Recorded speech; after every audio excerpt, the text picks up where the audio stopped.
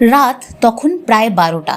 একজন ভক্ত নিজের ঘরে বসে মালা হাতে নাম জপ করছেন। বহু বছর ধরে তিনি নিয়ম করেই জপ করেন। সকালে জপ, রাতে জপ, একাদশীতে বেশি জপ।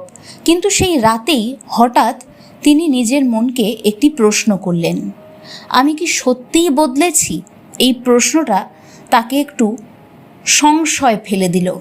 কারণ মালা বদলেছে, সংখ্যা বেড়েছে, বছর কেটে গেছে, কিন্তু রাগ এখনও আছে, ভয় এখনও আছে, অপমান এখনও কষ্ট দেয়, মানুষের কথায় মন ভেঙে যায়, অর্থের চিন্তায় ঘুম উড়ে যায়।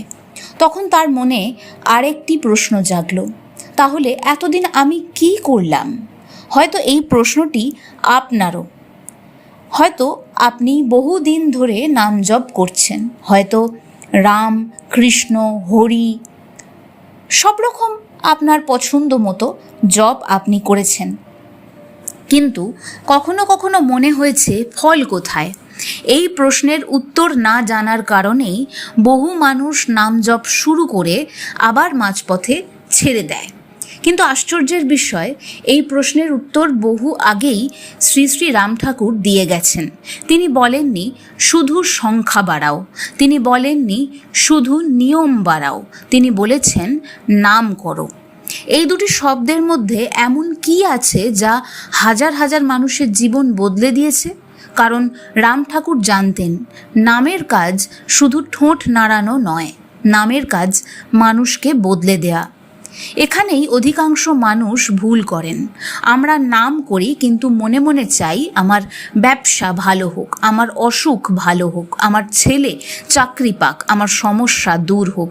কিন্তু আমরা নামকে ব্যবহার করতে চাইছি। নাম আমাদের ব্যবহার করতে চায় আসলে। আমরা চাই নাম আমাদের জীবন বদলাক, নাম চায় আমাদের হৃদয় বদলে যাক। এই দুইয়ের পার্থক্য না বুঝলে নাম জপ কখনো গভীরে পৌঁছয় না। একটা আয়নার সামনে দাঁড়ান, আয়না কি আপনার মুখ বদলে দেয়? না, আয়না শুধু আপনাকে আপনার আসল মুখ দেখায়। নামও তাই। নাম প্রথমে আপনার ভিতরের অস্থিরতা প্রকাশ করে, রাগ প্রকাশ করে, অহংকার প্রকাশ করে, লোভ প্রকাশ করে।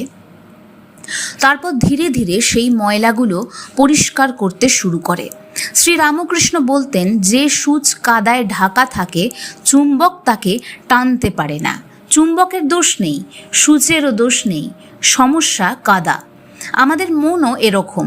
ভগবানের আকর্ষণ সব সময় আছে, নামের শক্তিও সব সময় আছে, কিন্তু মাঝখানে জমে আছে অহংকার, আসক্তি, ভয়, কামনা। এই কাদাগুলো না ধুলে নামের স্বাদ আসবে কিভাবে? রাম ঠাকুর তাই বলতেন, নাম করতে ভালো লাগুক বা মন্দ লাগুক, তবুও নাম করো। কেন? কারণ তিনি জানতেন প্রথম দিন নদীর জল ঘোলা থাকে, কিন্তু যদি নতুন ময়লা না ফেলো, ধীরে ধীরে জল নিজেই পরিষ্কার হয়ে যায়। মনও তেমন। আজ তুমি নাম করলে মন পালাবে, আগামীকালও পালাবে, পরশুও পালাবে, কিন্তু প্রতিবার তাকে ভালোবাসা দিয়ে ফিরিয়ে আনো। এটাই গীতার অভ্যাস যোগ। শ্রীকৃষ্ণ অর্জুনকে বলেছিলেন, অভ্যাস এবং বৈরাগ্যের মাধ্যমে মনকে নিয়ন্ত্রণ করা যায়। লক্ষ্য করুন, তিনি বলেননি একদিনেই হবে, তিনি বলেছেন অভ্যাস, অর্থাৎ প্রত্যেক দিন, আবার আবার আবার। উপনিষদও একই কথা বলছে। মানুষ যাকে বারবার চিন্তা করে ধীরে ধীরে সে সেই রকমই হয়ে যায়।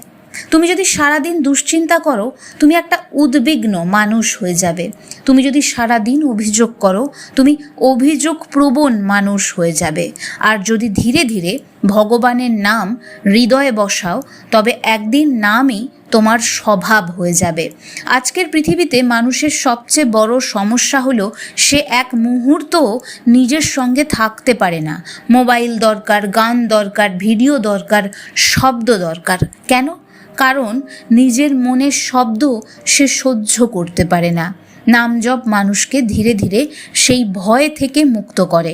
প্রথমে ঠোঁটে নাম, তারপর মনে নাম, তারপর শ্বাসে নাম, তারপর জীবনে নাম।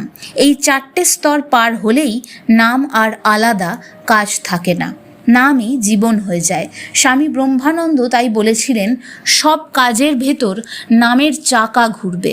চাকা কি একবার ঘুরে থেমে যায়? না, নামও সেরকম।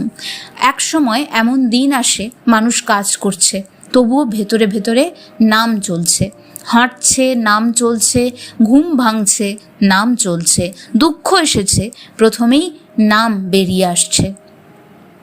এই অবস্থাকেই রাম ঠাকুর চেয়েছিলেন, কারণ তখন মানুষ আর জোর করে নাম করে না, নাম নিজেই মানুষকে জপ করতে শুরু করে। আজ যদি তুমি আমাকে প্রশ্ন করো নাম জপের সবচেয়ে বড় ফল কি, আমি বলবো সমস্যা দূর হওয়া নয়, বরং এমন একজন মানুষে পরিণত হওয়া যাকে সমস্যা সহজে ভেঙে দিতে পারে না। এটাই নামের প্রথম অলৌকিকতা। আর এই অলৌকিকতা বাইরে নয়, ভিতরে ঘটে। পরবর্তী ভিডিওতে আলোচনা করব কিভাবে নাম জপ করলে সত্যি হৃদয়ে নাম জাগে, কেন নাম ঠাকুর বলতেন নাম আর নামই অভেদ, এবং কিভাবে নাম একদিন আত্মসাক্ষাৎকারের পথ হয়ে যায়।